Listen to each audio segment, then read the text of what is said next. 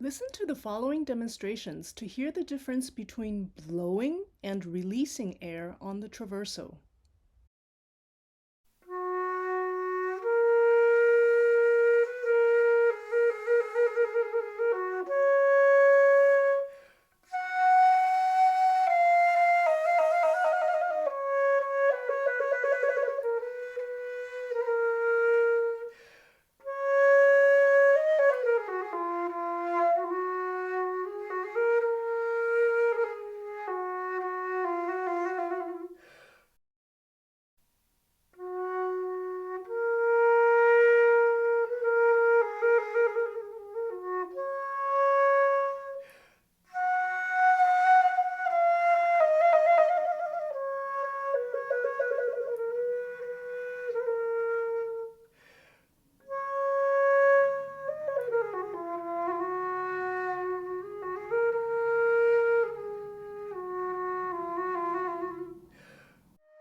If you prefer the second way, try to use warm air instead of cold air for playing.